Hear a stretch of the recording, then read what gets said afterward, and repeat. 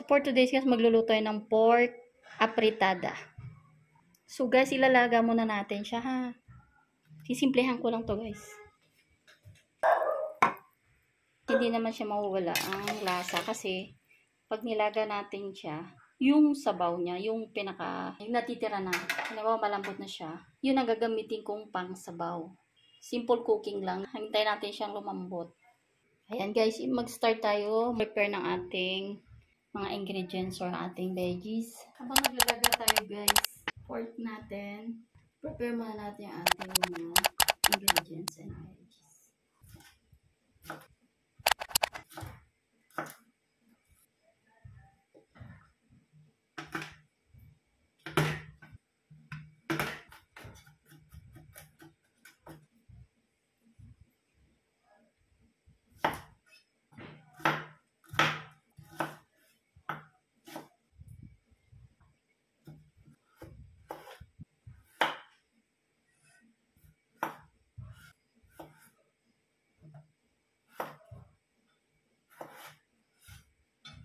Okay guys, tapos na tayo sa pag-prepare ng ating easy way sa pagluluto ng pork apritada. So, meron tayong potato, kalabasa, red bell pepper, salt, sugar, oyster sauce, garlic, pork cubes, black pepper, onion, pepper spread, apritada mix, tomato sauce, green peas. Okay guys, ipapride muna natin yung ating veggies.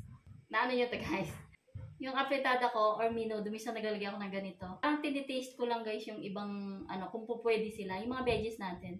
Yung pagka tinitesting ko lahat siya. Guys, ito na yung ating nilagang pork. Yan, may kunti-kunti pa siyang sabaw. Yan. May kunti pa siyang soup guys, kinuha ko siya. Fry na natin.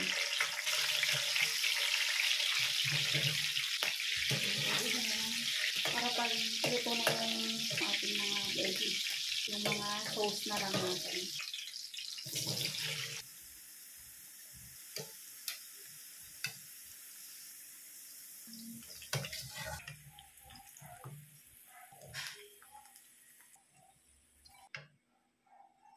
Mag-start na tayo. Ito na yung pinagpritohan ko. Hindi ko na pinalitan. So, unahin natin yung bawang. Madali na to guys. Luto na yung ating pork. Ito yung isa way na ginagawa ko guys. Ito yung isa pa. Marami akong ginagawa kasi para medyo madali siya. Hindi yung inaabot ako ng siyam-siyam. Nagpiprepare ako ng ingredients natin. Yung mga bawang, sibuyas, veggies. Nilalaga ko na siya. Nalilate na ako sa time. Onion. Yung madaling ginagawa ko. Pag medyo luto na siya, patay-patay na rin ang apoy. Okay, wait lang guys ha. Tapos ito na yung ginagawa ko. Tsaka ko ilalagay yung ating ginisang bawang and sibuyas. Tsaka ko siya ilalagay. Saglit na lang siya. Okay. And then, tsaka natin siya hahaluin. Parang rin siya, ginigisa mo. Kasi andyan yung mantika, tapos may natitira siya kunting baw. Tuloy-tuloy na yan guys, kasi yung ating pork is luto na. So, ilalagay na natin yung ibang ingredients. Ilagay na natin yung ating black pepper, salt, sugar, pork cubes. Diba, bilis guys na sumusulo ka agad. Next natin ang oyster sauce. Ang ating pepper spread. Ubusin ko yan guys. Yan yung napakasarap sa sa apritada. Wala nga yan sa baby size pero okay lang. Bawi tayo sa lasa. Ang asin guys, huwag nyo mo agad-agad i-dadamihan ha. Baka umalag kasi mayroon tayong pork cubes. Magdagdag tayo ng sabaw. Guys, ito yung sabaw kanina, yung hindi ko tinapon yung pinaglagaan ko. Diba guys, hindi na sayang yung pinaglagaan natin. Yun yung broth niya ng pork. Masyado natin damihan kasi yung sabaw niyan, mamaya matutuyo din. Lagyan natin guys yung apritada mix natin, okay?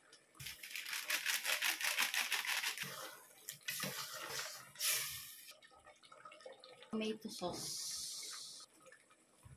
Okay, sa apritada, gusto ko yung medyo may sabaw, ayoko ng tuyo. Diba? Saucy na guys. Ilagay na natin yung ating potato. Ano lang yan guys, saglit lang kasi luto na yung ating mga veggies.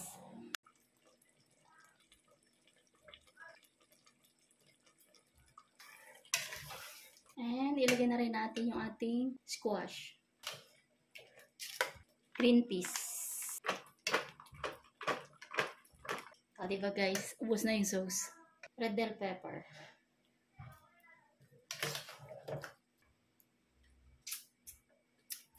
Hindi ko alam guys sa iba kung gusto nila wala ha. Ako gusto ko may sauce.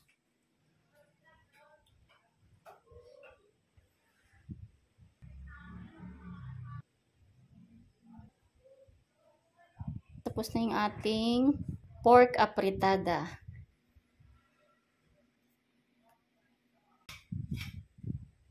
Kain tayo guys. Kain.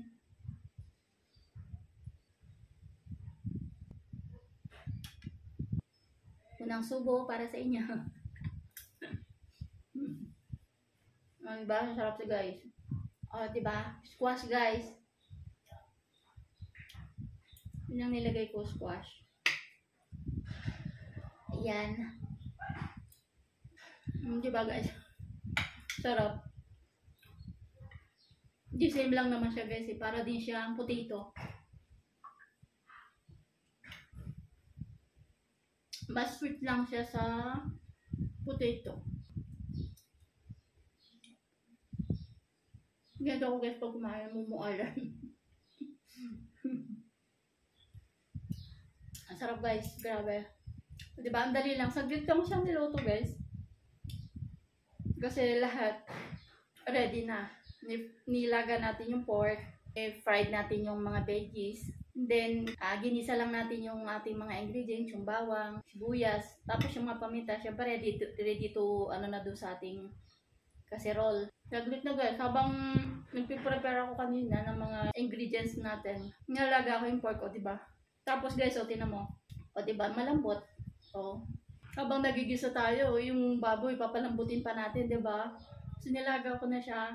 Tapos yung broth niya, yung pa rin yung nilagay ko sa kanya. So, hindi nag-ano yung pork. Kumbaga andun pa rin siya. Hindi nawala yung lasa ng pork natin kasi nalaga siya, ganun. Andun pa rin kasi andun yung sauce niya. Yan ang mga ginagawa ko, guys.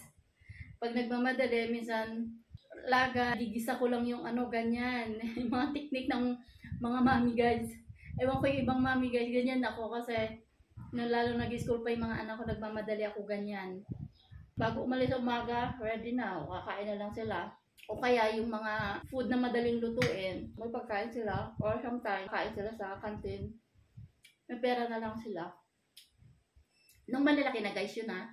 Nung mga bata pa yan, nilulutuan ko muna sila. Minsan may may pang-pamerya. Kahit ano guys, naluto ko nila yata lahat.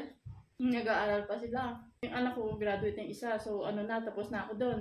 Pahinga na ako sa isa. Yung isa ko college pa. So, kaya lang sa almusal, gano'n. Okay, bahala na siya kasi pera naman gano'n, diba guys? Sarap.